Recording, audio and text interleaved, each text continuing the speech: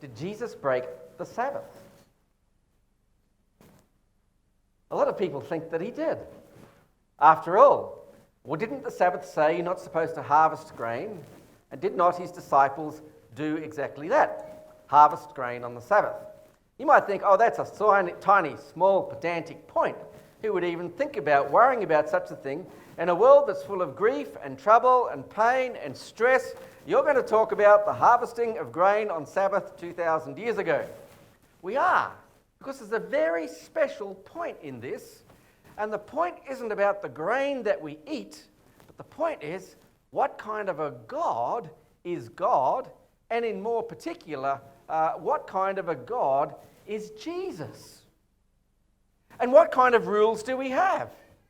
I mean, the law about Sabbath is number 4 in God's holy 10. What about the others? If you follow them blindly, do you become some kind of religious extremist, one of those blind nuts, walking by faith, keeping the minutiae of the rules of God? A killjoy for everybody you meet. What kind of a God is he? We're going to explore one famous story in the Bible from the 3 Gospels. We're also going to be looking at the book of Daniel briefly and the book of Isaiah. But in we'll start in Matthew. We might as well go in order. Matthew chapter 12. The Lord of the Sabbath, at that time, chapter 12, verse 1, Jesus went through the cornfields on the Sabbath. His disciples were hungry, and so they began to pick some ears of corn and eat them. This is the equivalent on the Sabbath day, or of the old-fashioned Sunday 100 years ago, of passing by McDonald's and you're hungry and so you stop, but it's Sabbath lunch. Have you ever done that? Well, this is kind of what it was like. The law said, don't harvest, you're hungry. What do? You pick the corn in the field, in the paddock. You probably climbed the fence if they had a fence. You're allowed to do that in the ancient Jewish law. It was not considered stealing. It was kind of like reaching over to the apple that's on this side of the fence because you're hungry. This was unlawful on Sabbath because there was no danger to life. They were not starving, they were hungry. Jesus continues and says to the Pharisees say this, they say to them, look, your disciples are doing what's unlawful. Notice the ordinary people did not pick on Jesus. The Pharisees did. Why? Because ordinary people live ordinary lives. They don't get tied up on the minutiae. But the Pharisees were thinking, whoa, he's breaking a law. What law? Jesus answered, haven't you read what David did when he and his companions were hungry? They entered the house of God, the temple, and he and his companions ate the consecrated bread. This was not lawful for them to eat. We're not going to turn to the passage. We're just going to simply note the point, which is the temple bread was only for sacred purposes of worshipping God. It was not to be used by non-temple people for food. In fact, no one could eat it. It was there for display. And this temple bread was daily on display, and it was the nicest bread in town, the finest, nicest bread. David's hungry. He goes to a village. He sees the priest. He says to the priest, my men are hungry. They haven't had food. We need some food. That temple bread looks so nice. Can we take it? And the priest says, what? Yes, you can. But didn't the law say nobody's to eat it? What kind of a God would say, let them starve? What kind of a God says, let the kids go hungry at Sabbath? In fact, it's fascinating. There was one day a week that you were forbidden, according to oral law, forbidden to fast on. Sabbath. What day do Sabbath keepers like to fast on? Fascinatingly enough, well, we shouldn't. It's supposed to be a day of joy and food and fun and fellowship. Do stay for church lunch.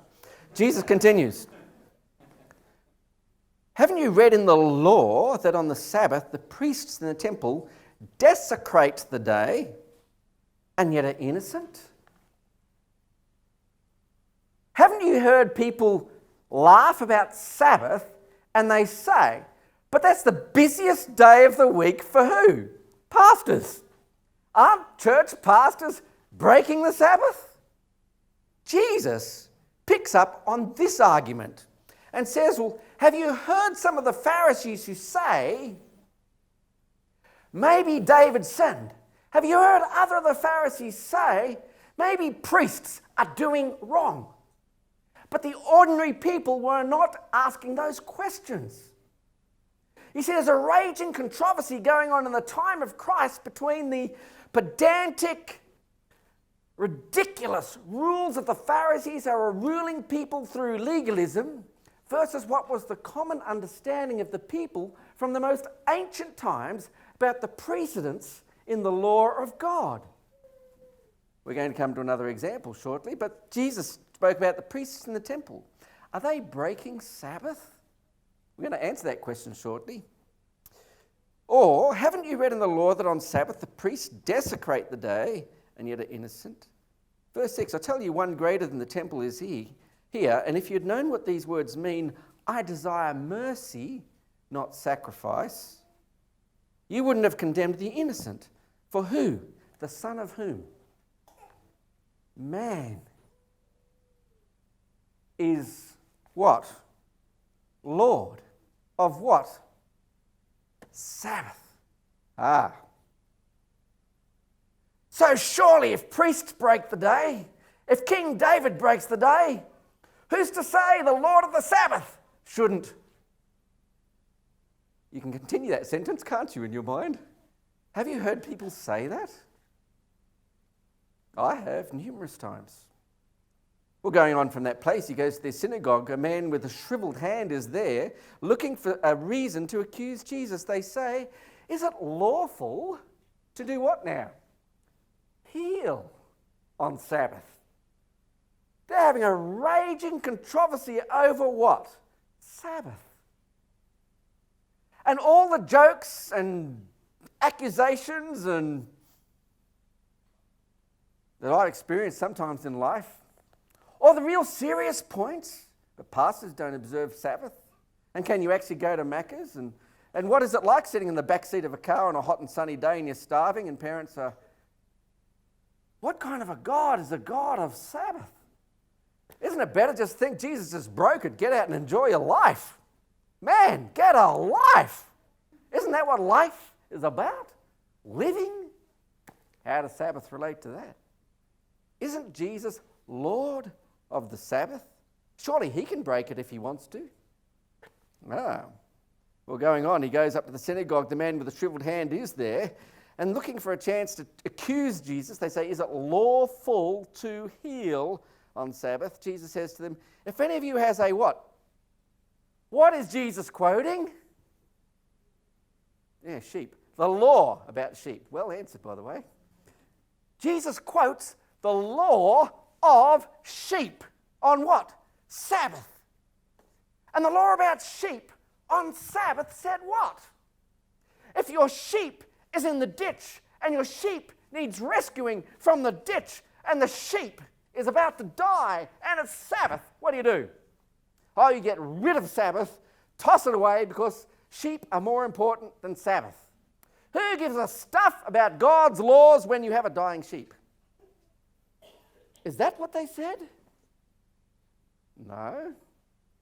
They had a law, like they had laws for many things. And the law of God said what? The life of a sheep is so important that if you need to desecrate the Sabbath to rescue the life of even the sheep, because it fell in the ditch, you can do so.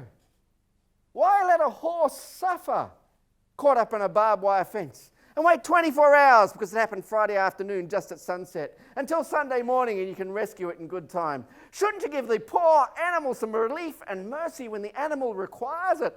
Who cares if it's Sabbath or Sunday or Monday or Tuesday? If you need to run away from the synagogue and leave the sermon behind, you know what's happening right now. So that Sabbath keepers don't starve, Alan Radonjic's missing the sermon. Poor Alan. There's a law that's coming, and I hope you stay with me. If any of you has a sheep, if we do that for a sheep, is not a who? a man more valuable than sheep? Did Jesus break law? Or does the Bible say he fulfilled law? What law was he fulfilling? I want you to turn with me to Mark chapter 2, verse 23 to 28. We go to the second story. One Sabbath, Jesus is going through the cornfields. His disciples walk along. You notice, of course, Macca's mainly use corn for their syrup, so it does relate, doesn't it? Okay. They're going through the cornfields. Disciples begin to pick ears of corn, nice fresh corn. The Pharisee said to him, "Look, why they're doing what's unlawful on the Sabbath. To pick the corn, harvest the corn, prepare the corn, now they're munching the corn." Jesus answered, "Have you never read what David did when he and his companions are hungry and in need? In the days of Abiathar the high priest, they entered the house of God, and they ate the consecrated bread, which is lawful only for the priest to eat. He also gave some to his companions." Aha, same story, we've read it already. Verse number 27. Then he said to them, "The Sabbath was made for whom? For man. And not what? Man for the Sabbath." Okay, well, so what? So the Son of Man is Lord even of the Sabbath. There's a couple of words that repeat themselves there in that particular verse. We're going to look at this verse a little bit more closely. The Sabbath was made for man. Okay. Not man for the Sabbath. Notice the repetition. Sabbath, man, man, Sabbath. So the Son of whom? Man. You might say, why am I bringing this point out? You'll discover in a short while. Is Lord even of the what? If there were two words that you notice repeating besides the conjunctions and the, whatever they call them, the are and the, what would they be? Man, man, man, man. Sabbath, Sabbath, Sabbath. Son's mentioned once. I thought Jesus was Son of whom? God. If I said to you, who's more powerful in your mind? The Son of God, Almighty God, Son of God, because Jesus was called Son of God, the only begotten of the Father, and so forth. He's born as a little tiny baby in Bethlehem, and who is he? Son of God, or the Son of Man. Who in your imagination would be more powerful? Most people would assume it's the Son of God. But the Bible in the book of Psalms says we're all sons and daughters of God. That's picked up by the New Testament author, St. Paul, who says we're all sons and daughters of God. If Jesus is a son of God, and I'm a son of God, and you're a son of God, and you're a daughter of God, and a friend of God, what difference is Jesus? Is Jesus just another illuminated or enlightened human? Is he like a super Buddha or a wonderful Gandhi, or is he like the Dalai Lama except multiplied? After all, we are, without doubt, sons and daughters of God. No one's ever called me a son of man. It's a specific title. It seems ridiculous. James Toogood, son of man. So what? You assumed that, didn't you? You assumed there's a dad there somewhere. So why did they say son of man? Turn with me to the book of Daniel. We're going back to Daniel, chapter 7. The only time in the Old Testament this phrase, son of man, is used. It's also used in the book of Enoch, which is in the Bible you find in the Catholic Church pew. And so you can go there if you wish to go and read the book of Enoch, go and have a look. It's in another book that escapes me at this particular point of time. Again, it's in the Apocrypha. And these books written just before the time of Christ, added to the book of Daniel 600 times before the time of Christ. And the Pharisees and the rabbis and the teachers and the religious leaders and the ordinary people are talking about the coming of Messiah. And when they talk about the coming of Messiah, they're talking about the coming of the Son of Man, because the book of Enoch was like a Christian novel written 100 or so years before Christ, has been widely disseminated. And the writings of Daniel have been widely disseminated. People are reading and they're thinking Messiah is going to come sometime. And when Messiah comes, what will he be? Whom will he be like? Yes, sure, he's the Son of Almighty God, God with us, Emmanuel, as it says in the book of Isaiah chapter 9. They knew that. But is Messiah God or another being of God? Who is he? How does he relate to the Almighty God? Is he a son of God? Well, in the book of Daniel chapter 7, it says he's the Son of Man. Look what it says when they say Jesus is the Son of Man. makes me feel like saying, man, you should read this. Verse number 13. In my vision at night, I saw, and there before me was one like the Son of whom? Son of Man. The only time in the Old Testament we know exactly which text Jesus Christ was quoting. No doubt whatsoever. He's linking his message, and over and over and over again, he says, I am the Son of Man. You know, the Pharisees weren't particularly, seemingly upset at the thought he's God's son. But when he said, I'm the Son of Man, it says over and over and over in the Gospels, and the Pharisees were angry, and then they tried to kill him. Why? Because his title, Son of Man, was powerful. It was mighty. It was an incredible link to the only text in the Old Testament that continues. One like the Son of Man, coming with the clouds of heaven. He approached the Ancient of Days, was led into his presence. He, the Son of Man, was given authority, glory, sovereign power over all what? Peoples. He's not there for Israelis alone. All peoples. In case you're wondering what the Bible means when it uses the word man, you should read further. And nations. If the Dalai Lama is there for all peoples, do you really think you have to add the word nations? I thought, the Bible's making a powerful point.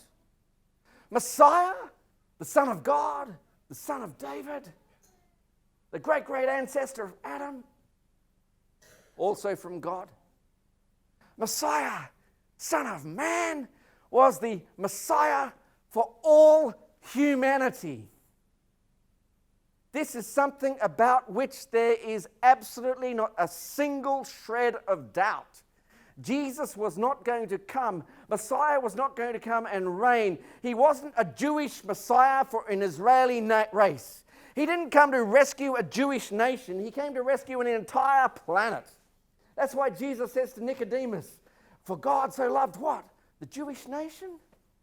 No, for God so loved whom? The world. And here it says the Son of Man will be given sovereign, kingly power over what?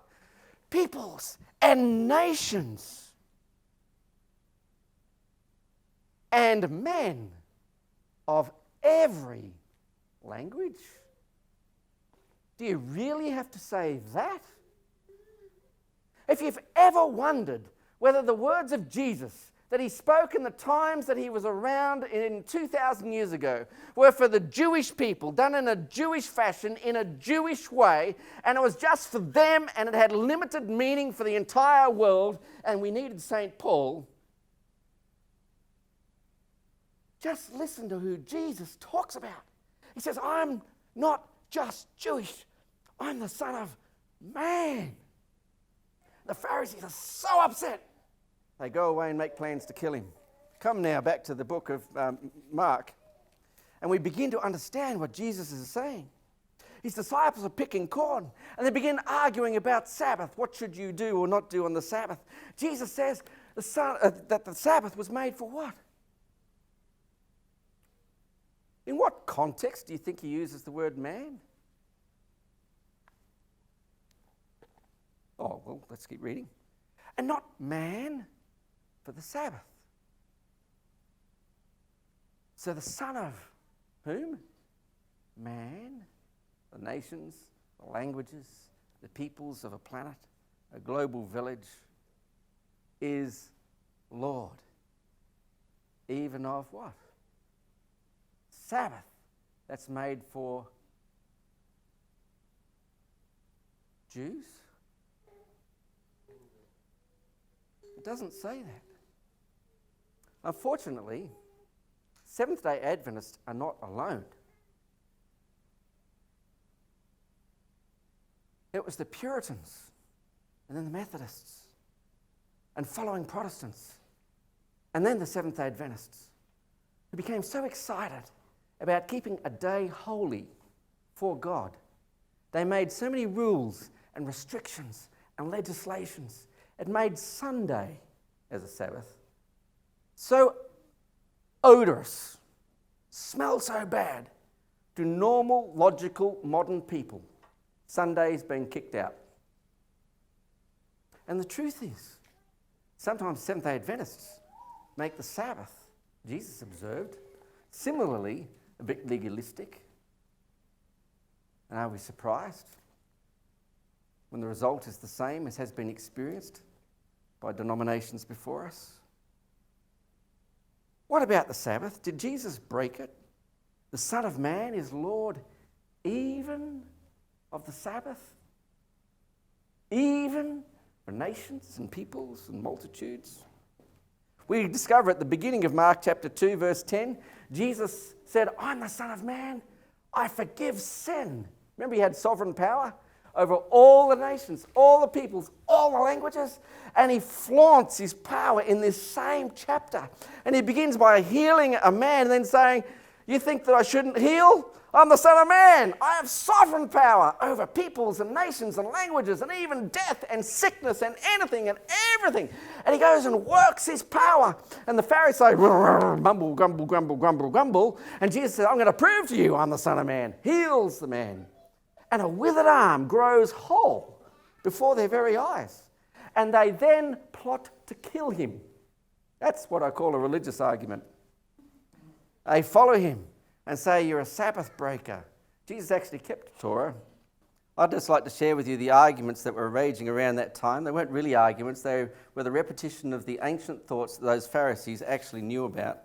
Turn with me to Luke chapter 6, verse 1 to 11. Again, they repeat the Sabbath thoughts of the eating of the food on Sabbath. Can they harvest? The repeat of the King David in the temple. And then Jesus says, the Son of Man is Lord of the Sabbath. We've looked at that. Verse number 6, on another Sabbath he goes to the synagogue. The man there's right hand is shriveled. The Pharisees and teachers are looking for a reason to accuse him.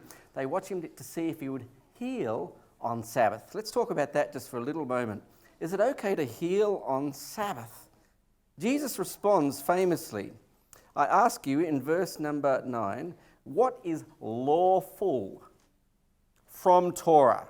From the written law or the verbal law? Let's not make too much distinction. But what was written from ancient times, what has been understood about Sabbath? Is it lawful on the Sabbath to do good? Or is it lawful to do evil? To save life or destroy life? Can one destroy life on Sabbath? Yes, one can. Let me read to you. The Pharisees knew these arguments very, very well. It is lawful to do good, to save life, because life took precedence over Sabbath. How do we know that? Because it was lawful to kill a human on Sabbath. You might say, oh no, how's that possible? When is it right for a human to take another human's life on Sabbath? And so Jesus is saying, look, if it's lawful to do evil on Sabbath, surely it must be lawful to what? Heal on Sabbath. Is it lawful to do evil? Exodus chapter 22, verse 2 and 3. You can look it up if you fast and you want to. It's a simple point. But Exodus 22, verse 2 and 3. Just get that text in your mind and go home and read it. What does it say? It says, if a thief enters your house in darkness and he gets killed, you're not liable for murder. You were upset, it's late at night, you're scared, you get the big club, thump, the thief is killed. Kind of got an accidental basis. It's not as if you saw the thief. You didn't see if he was just a tiny little child. You didn't see if the thief was this great big Goliath-like creature. You just gave an appropriate response. And the appropriate response is, thief, danger, protect wife, bash. He's dead. Nobody judged you. What if the thief came on Friday night? Don't you think it's against the Sabbath to kill a thief on Friday night? The rabbi said yes and no. Thankfully, the sensible rabbis won. And what did they say? It's been understood from the most ancient of times. It's okay to protect a family on Sabbath. And if in night time the thief dies and it's Sabbath, guess what? Life the Hebrew word, I can't pronounce it properly, l'chaim, to life. Life takes precedence. Wow. It's not that life demolished the Sabbath, but instead it took precedence over the Sabbath. We live in a fallen world, and a thief visits at night. Protect your family. And if a sunrise and you see the thief is this high and you go and you kill that thief, you're going to go to jail. They'll probably take your life in Old Testament times. And if the thief was Goliath and he tried to hit his knees and missed his knees and hit his throat and down he goes, the law courts will sort that out. Whether it's Sabbath or Friday night, Sabbath makes no difference. So if a thief at night can be killed on Sabbath because it's Sabbath Friday night, surely, if we heal and give life on Sabbath, wouldn't that be a better thing? Oh, this is interesting. See, the Jewish people came up with an explanation like this. Particularly, they said, if we heal an Israeli on Sabbath, if King David feeds his men on Sabbath, then these Sabbath-keeping Israelis are going to enjoy more what? Sabbaths. And so by desecrating one part of Sabbath, what have we done? Enabled many others to keep Sabbath. That's the principle. That was the point. Recognized by Jesus Christ. Pastors work on Sabbath for what reason? So more people enjoy Sabbath. That's the whole point of Jesus' argument. If we can kill somebody on Sabbath to protect other Sabbath keepers, is the way the Israelis interpreted it, then surely it's lawful to heal a sick Israeli on Sabbath. So they keep more Sabbaths. Jesus bypasses that argument and goes straight for the sheep, because the sheep doesn't keep Sabbath, you see. They were talking about this in terms of Sabbath keepers. Let's break the Sabbath a little bit, not really breaking it, but recognizing life as precedence, so Sabbath keepers keep more Sabbaths. Jesus goes straight for the sheep. Look, even for a sheep, you'll do good on Sabbath.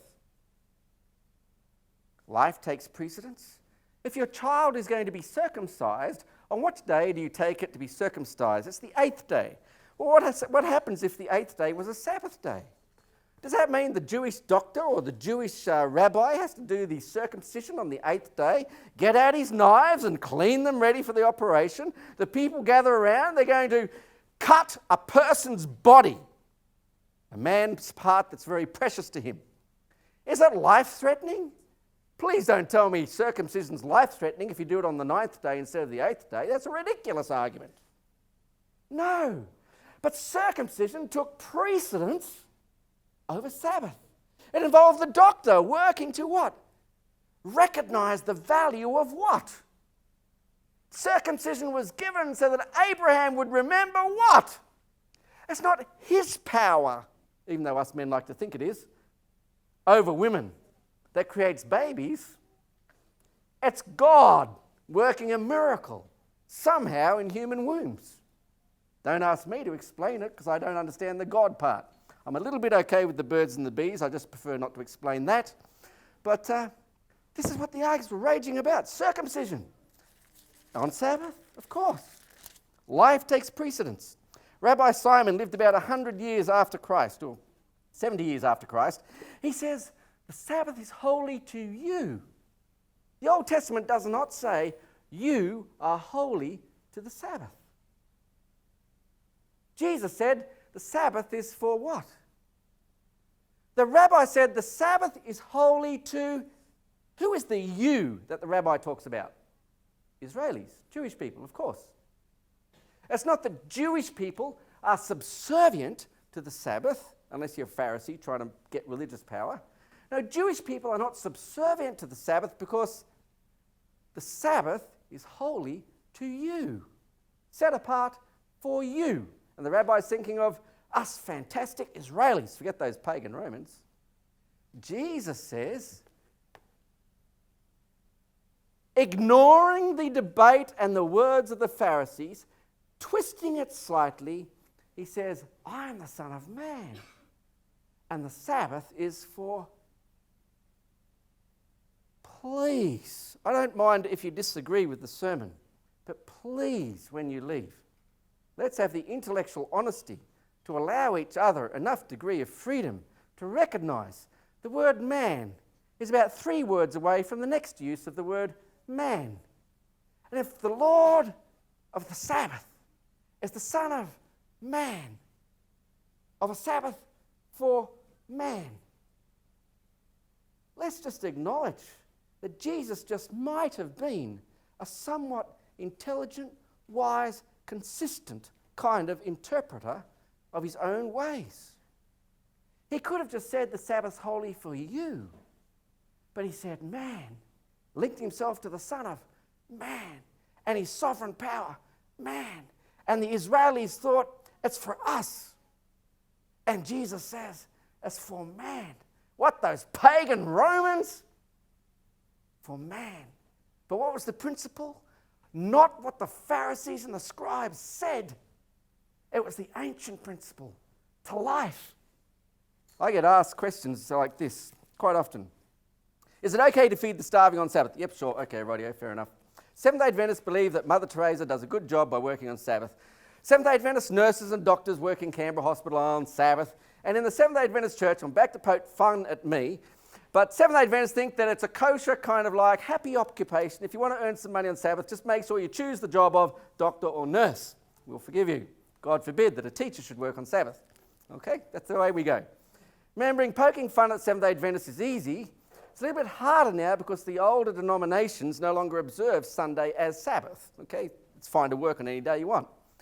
But it used to be they had the same arguments and the same problems and the same issues. So I'm not poking too much fun at me. Well, what's the next thought? Well, army. Can you be a good Seventh-day Adventist and be in the army? Because after all, there's Sabbath issues. Now in Australia, you're kind of like a second-class citizen sometimes. In the United States, you're revered and respected. After all, the chaplain for the United States Army happens to be Seventh-day Adventist. Senior, top dog pastor for the entire United States Army. I don't know if he was, but he was just shortly ago. Admiral Black was a Seventh-day Adventist. What? Why? Well, there's so many Seventh-day Adventists in the Army. What do you think they all do on Sabbath? Well, some do this and some do that, and some don't do this and some don't do that. Because the church leaves it up to an individual conscience. What do you think they did in Israeli days? Do you think that the army stops working on Friday night at sunset in Israel today? I can tell you who thought they did. The Arabic nations. They just didn't choose Sabbath, they chose a Yom Kippurim Sabbath. Think of these Jewish folks, the Israelis in the 6-Day War. They're all going to put their feet up, and soldiers don't work on Sabbath, and Yom Kippur, they're going on fast, and they don't think about anything except each other. They'll never be defending their borders, and the first bombs and the first planes come towards Israel to attack Israel, the place of Sabbath-keeping soldiers, on which day?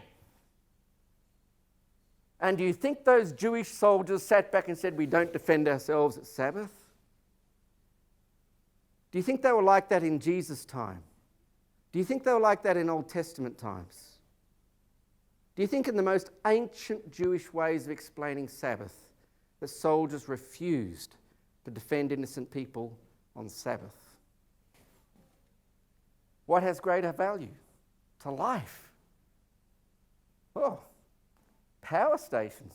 This one's a pretty recent example. Oh, well, you know, if no one ran the power stations, all you Sabbath keepers would have no power. We'd freeze in winter. What's the most important principle? Some, so that many. Life. That's what has the greatest value. Police. You think police should holster all their weapons every Sabbath? What day of the week do you think robbers are going to work? Because they're breaking one commandment, they might as well break two. Firemen. Do you think God protects houses and churches because they're Sabbath keepers? You see, that's not how the world works at all. Life has value. The Jewish people violated Sabbath in order to preserve the lives of other Sabbath keepers. Jesus uses the argument sheep, and guess what? Sheep don't keep Sabbath. And if you can save a sheep, surely you can save a what? He doesn't say Israeli. He doesn't say you. He says man. And in what context does he use man there? Well, he was healing a Jewish man surrounded by Jewish people. But he explains the context a little bit later on down the track and says, I'm the Son of Man. And these principles are for man, nations, languages, peoples, multitudes. The Jews can violate Sabbath in order to preserve the lives of Sabbath keepers. Jesus said, wouldn't it be a wonderful, wonderful thing to recognise life as supreme value? And if the kids are hungry, for God's sake, feed them. And if they want to swing on a swing because it's a long afternoon, let them enjoy the swings. And if it's a hot summer and the beach is inviting, my goodness, take a walk. And even if you have to sit and watch and pretend you're not happy, that your children are happy. And all these discussions, it's easy to poke fun at Seventh-day Adventists, but they were held in other denominations and other churches. And the reason the world's changed is because of the way humans have observed a holy day for God. The principle is life for all. Life refreshing, life giving, life recreative, restorational power from Sabbath. It's for all humans, for all time, for an entire planet. Isaiah 56, 6-8 is where we finished. You can just listen to it or you can turn to it if you want to check. But Isaiah 56, verse 6-8. Verse 7 is one of the most famous texts in Christendom. Verse 6 is hardly ever read. Verse 8, rarely quoted. Songs are written about verse 7. Denominations hold worship conferences about verse 7.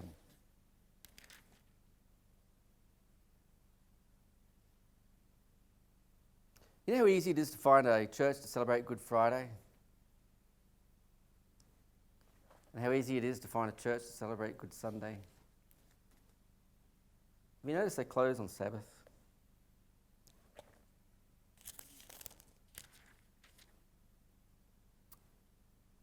Isaiah 56,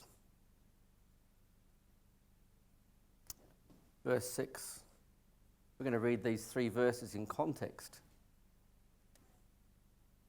Foreigners, not Jewish people, who bind themselves to the Lord, not the Israeli way of life, to serve Him, to love the name of the Lord, and to worship Him. All who keep maybe that's why we don't sing about it at an annual worship song conference. Sabbath. It's almost a dirty word in some places, without desecrating it. Who hold fast to my covenant. Here comes the famous one. These I will bring to my holy mountain. I will give them joy in my house of prayer. Their burnt offerings and sacrifices are accepted on my altar. My house will be called the what? This phrase is emblazoned across the architraves. I don't know the roof part of the great temple, of the great church, the church for all nations in Jerusalem. The church that's built over the sepulchre where they think that Jesus' body was buried for those 3 days. This massive church, and across the actual the roof line of the church, it says, my church, my house of prayer is a house of prayer for all nations, all people from everywhere. Just that phrase, because you couldn't fit any more on. I don't think they were misquoting, because my Catholic Christian friends are usually pretty honest, from what I've observed. But you just couldn't fit any more words on. But they're quoting from this passage. And now perhaps for the first time we're reading the passage. It says foreigners who link themselves to God are going to know about Sabbath. How? Because some Sabbath keepers are desecrating Sabbath so that more people find out about Sabbath. Some are healing on Sabbath, even though it involves work, so that more people enjoy life, so they can enjoy Sabbath. Some Sabbath keepers are policemen, or they're soldiers, or they're in the army. Some Sabbath keepers are running power stations because they need to. That's just what happened with the roster. And wow, imagine being in a country where it's so many Sabbath keepers. If you didn't have a Sabbath keeper in the power station, it'd shut down. Don't you think they'd work? Why? So that as many as possible can find out and enjoy and experience what? Sabbath. And what did they say? The foreigners who come and link themselves with me and link themselves to Sabbath. Why? Because my house will be a house of prayer for all nations. Verse number 8. The sovereign Lord declares, He who gathers the exiles of Israel, I will gather still others to them, besides those already gathered. I am so far, racially speaking, from Israeli. I happen to know my ancestry does not come from the line of Shem, which is the Israeli line. I think it's likely from the line of Japheth, which includes about 2/3 of the planet. I'm actually related to all of you, more closely than I am ever going to be related to an Israeli. I mean, I'm as pagan as they come. But what did Jesus just say? He said, those from the foreign places, those pagan backgrounds, who link themselves to my name, who understand that the Son of Man is for all man. He created Sabbath for all man.